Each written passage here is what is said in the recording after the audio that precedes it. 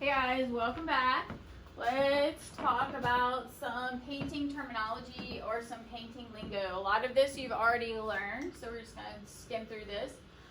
Saturation, we learned in our color section. That refers to the purity, vividness, or intensity of a hue. And remember, you add white to desaturate a color and black to saturate that color. Hue is just another word for color.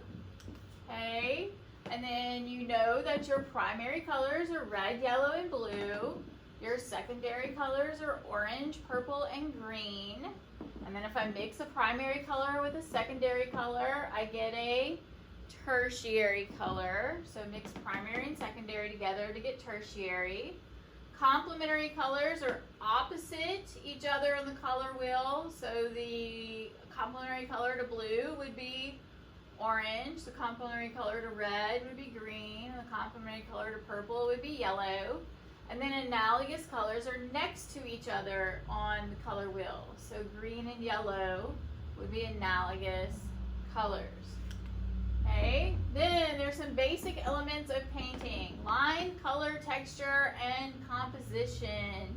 Watch a little Bob Ross and paint a happy little tree. It'll be good for your blood pressure. So there's other things important to create an interesting composition: proportion, unity, variety, movement, balance, and gradation. Not graduation, gradation. So proportion, all that means is that refers to the emphasis achieved by the scaling of sizes and shapes. So you know the spoon is not as large as these buildings back here, but by the way the photograph's taken, it gives it that proportion, right?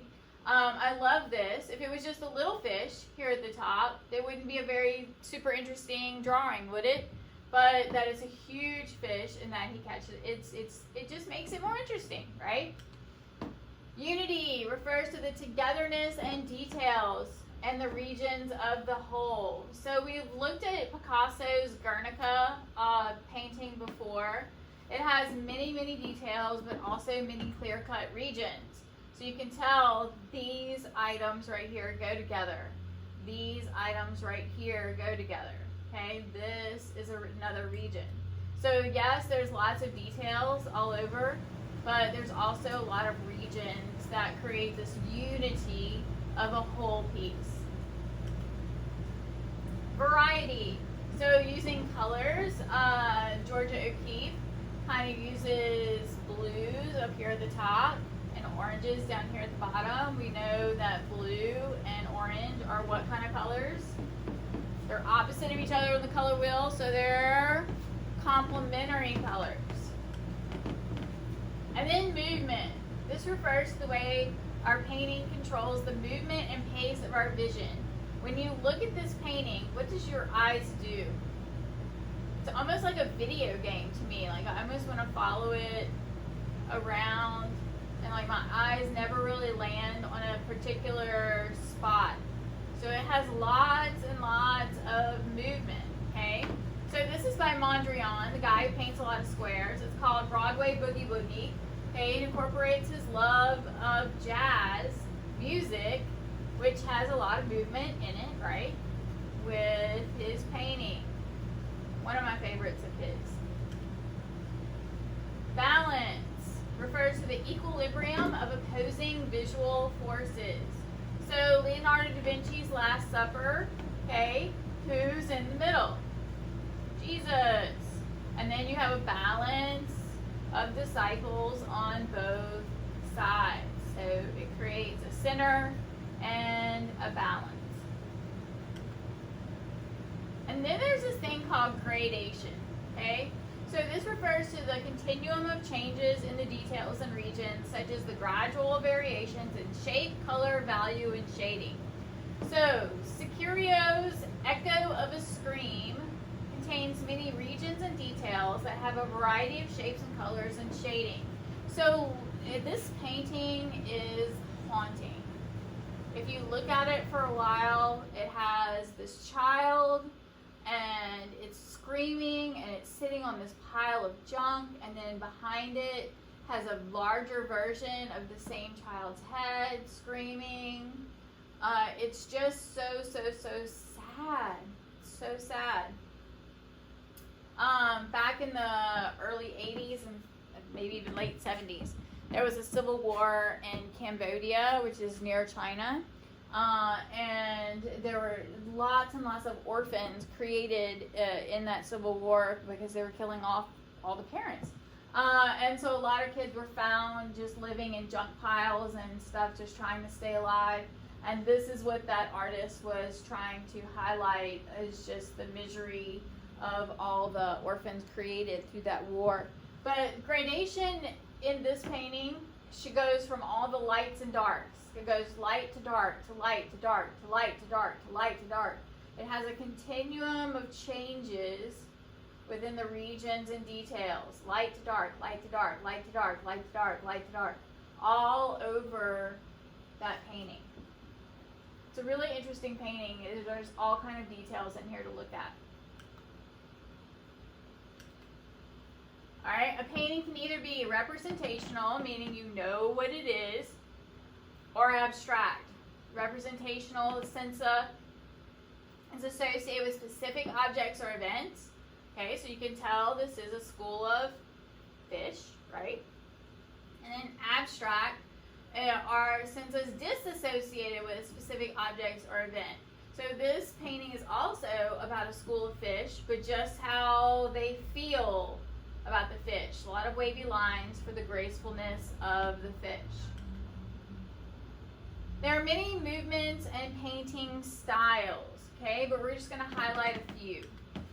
So, Claude Monet's Impression Sunrise gave the name to the entire Impressionist movement. So, look at this painting. Is it super realistic? Does it represent, you just know, oh, that's a sunrise, right? No, it's an impression of that sunrise, okay? So, this is what most people in Monet's day were painting. This is not a photograph, this is a painting, super realistic, looks like a sunrise, okay? And then he shows up with this. And what do you think all the art critics said? Because everything new in art is bad, right? So they said, this isn't art, this is just an impression of art. And so Monet decided, hey, I kind of like that name, even though it's meant to be a diss, okay? And we're going to name our whole style Impressionism. This is a pretty interesting painting because in 1985 it was stolen. Remember, if you're going to go into a life of crime, stealing well-known works of art is probably not the best way to go because whoever you're going to try to sell it to either knows it's stolen or is an undercover cop, okay? So they stole it, and then they had it cleaned and repaired, and then ended up selling it back to an undercover cop, and then went to jail. So it actually came back to the museum in better condition than when it left. So thank you, criminals. All right, these are some more Monet's paintings. These are the water lilies and the bridge behind his house. I was going there this summer until COVID-19 killed my Europe trip, so I'm kind of upset. And they're not small paintings. They're huge, huge panels. This is Monet himself standing in front of his panels. I've seen a few of his things in person. His use of light and dark and just brush strokes to you can see the images, but when you look up close, they're just a bunch of colors and lines. And then there's Manet, who was friends with Monet. Okay, we've seen some of his works before. He's impressionist like Monet, but a little more dimensional, a little more realistic, but a lot of movement within his painting. There's Renoir. He used superior hues and light and dark regions to dominate his work.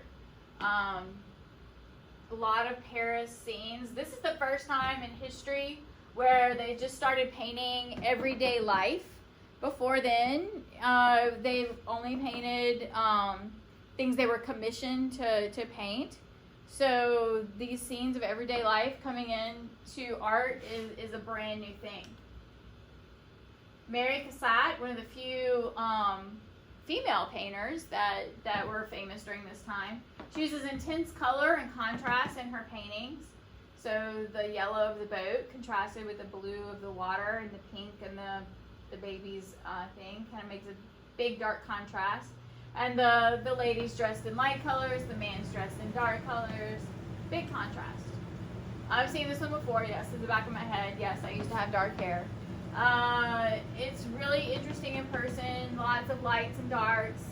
Very contrasting colors. Super pretty up close. Okay, Edward Degas.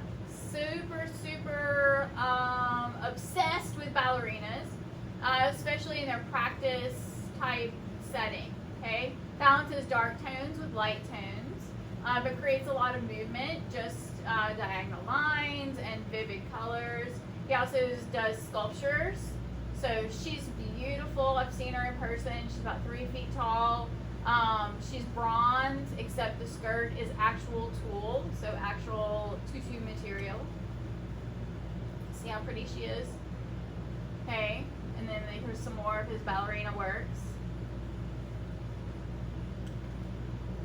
And then there's post-impressionism, like Cezanne, where he starts abstracting things even more.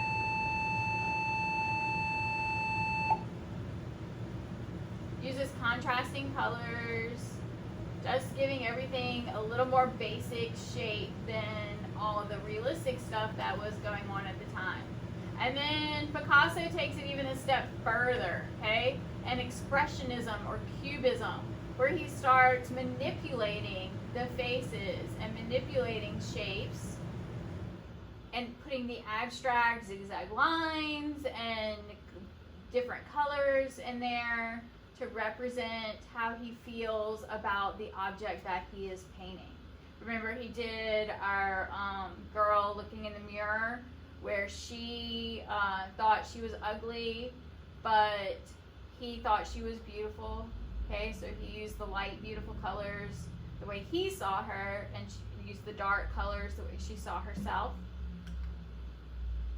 And then there's surrealism, or realistic painting. So it's realistic, almost like a photograph, but it has dream-like content. There's the melting clocks, there's the apple in front of the guy's face. They turned the sunrise into an egg cracking open. They put a ocean scene inside the light bulb here. They made the elephants' heads into tubas because they kind of sound like tubas, right? I love this one with the butterflies as the sails. This reminds me of Magic School Bus, where the school bus would turn into different stuff. It reminds me of the lizard that, or iguana, or whoever it was that would hang out with them in Magic School Bus. This one, there's eyes inside the glasses. There's a fur-covered saucer and cup and spoon. Just weird, right? And then there's this thing called pop art, where it's images from modern culture, but they're in fine art. So this is Andy Warhol, and he painted our Campbell soup cans. We saw him in the beginning of the semester. Remember, and everything new in art is bad. So when he displayed a bunch of Campbell soup cans as art, the critics thought it was crazy, but the American public thought, hey, this is so cool. And then the cartoon art starts becoming popular. Super neat. This is me, about 5'4". So this is another pop art of the Statue of Liberty by Lichtenstein. This is one of my favorites by Lichtenstein. Mickey and Donald, and like he even just leaves his pencil marks on the finished canvas. Some more of Andy Warhol, and then Catherine Hirsch did this huge blue chicken, and of course it says please do not touch, but what do you think I had to do? Of course I'm going to touch the blue chicken. And then Thibaut did these cakes, and it's a huge painting, as big as this wall, and the paint's so thick it really does look like icing. Alright, and we would have done a pop art assignment. I would have taught you how to do the marker dot technique like in comic books, but that's not what's going to happen because of COVID-19. So, look at your projects, see what you can do. They're in your Office 365 notebook. We'll talk about them later. We're going to talk about sculpture next, and then architecture, and then photography. And that will wrap it up. See you guys later.